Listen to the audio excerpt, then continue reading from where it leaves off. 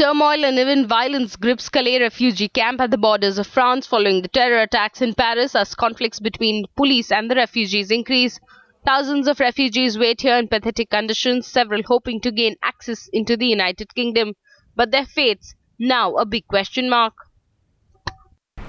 The stench from the chemical factory and a backyard, which is the world's largest talking point right now, especially in Europe, the biggest headline, that of the European refugee crisis, on the back of the Paris terror attack and the back of a passport of a Syrian national found outside a stadium where 3 suicide bombers blew themselves up.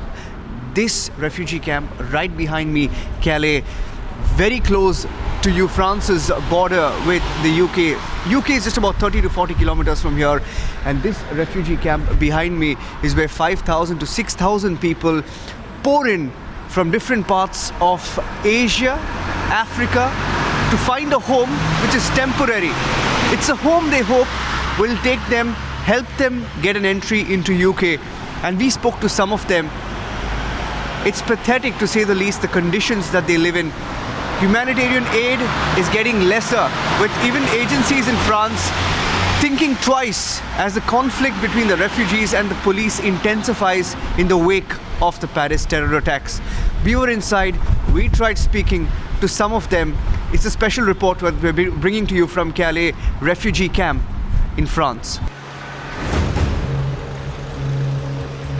Orange alert sounded in this coastal district of France as heavy winds pound the refugee camp in Calais.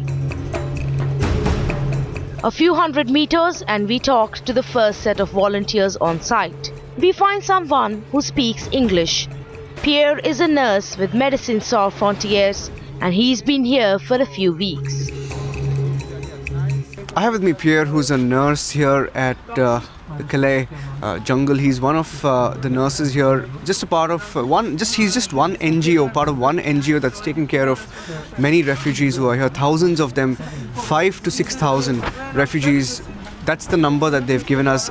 Let me just try and talk to him to get an understanding of how they go about the humanitarian aid. Pierre, thanks for speaking to us. First of all, tell us, what does your group do in Calais? We do many different things, but we were working here. It was, as you can see, it was the clinic. We're working here with Médecins du Monde, another non-governmental organization. We do basic care, because here there are a lot of people suffering from the colds. Most of the people here, they come from warmer countries than France, and here, especially in the winter, it's very cold. And as you can see today, there's a lot of wind, a lot of rain, so we got a lot of sickness, or a lot of disease because of the cold. And we have also a lot of problem from the people who try to go to UK. So basically, they go usually at night, try to jump in the train, so they got many injuries because of this. And we also quite a lot of police brutality here. When they arrive here, they move with their communities. They feel safe in their communities. So it's just a small map, and there's people from Pakistan, from Afghanistan, from Sudan, from Syria, from Eritrea, from Ethiopia, from all over the world. And yeah, this is where we are at the moment. It's close from as you said, from the Syrian area. But here we're working with everyone. Every communities are more than welcome here.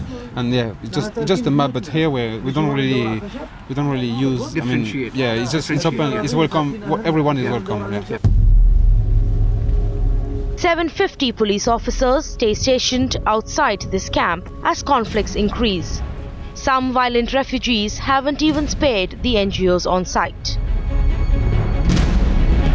And as I was speaking to just 2 of these NGOs here, they told me that especially in the last couple of days, this is the 14th, the 13th is when Paris was attacked. From that night onwards, there has been violence here, and the tents that they had pitched up, that's 3 of these tents, and there were 2 more tents that were pitched here, temporary tents, and these tents are being dismantled as I bring you this report. Dismantled primarily because they say that during the day when they are around, there's no problem whatsoever, but at night when they leave, they go back into the city. There are people, refugees who come from, they're not really sure from which country, but refugees come here and try to vandalize these camps, take whatever they can and leave. And given the situation, the sensitive law and order situation, They are now trying to dismantle these camps, and they are going back. They say they will be back in a week. In the heart of the Syrian camp, this is where most of the people who are fleeing Syria, which is now being bombed by France and other countries in the fight against terror. Most of the people who flee Syria come here, and it's a fragmented zone. There are people from Egypt, people from Sudan, people from Syria who are staying in this particular camp. No problem. Syria, no problem. No problem. No. Yes. So he's saying that people from Syria who stay here, Yes, Allah. there is no Syria, no problem. problem. No problem. But I'm trying to tell you that there are people from different countries that come and stay here. People from Syria come here, people from Sudan. So a lot of countries, people who flee those countries try to come here. This is more like a transit point for people to try and enter the UK. As we move from one end of the camp to another, we find people from several countries cutting across Asia and North Africa. Some from Afghanistan and some who have fled Pakistan. I spent my whole life in another country refugee place. I born in Pakistan refugee camp. I've been in Afghanistan, I've been England, I've been every country. And they need no leave to give you documents. Now I still living in Pakistan refugee camp. And they say you go back to Afghanistan. But in Afghanistan I have nothing. I come from Kunduz to Kabul, from Kabul I come to Iran. Pakistan I go to Iran, from Iran I come to Turkey. From Turkey I come to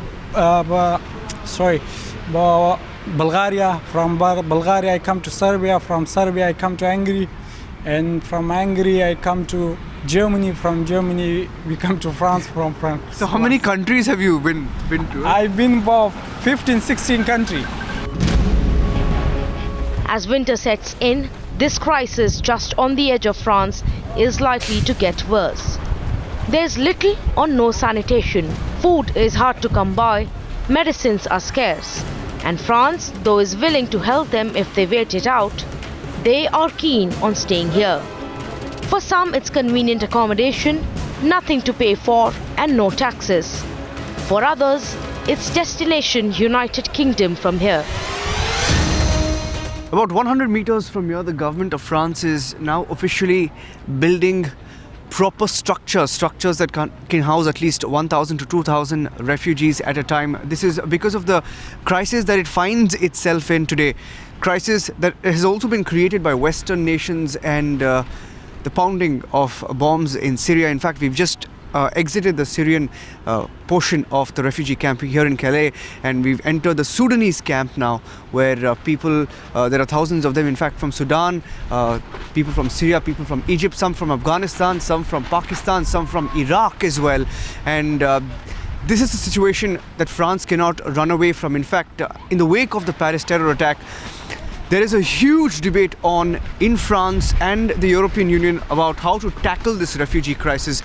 But if you ask experts, they will tell you it's something that France cannot avoid. It's camps like these that are Europe's biggest nightmare. A radical hotbed and a possible entry to terrorists like the one who blew himself up outside the Stade de France. He too was a Syrian.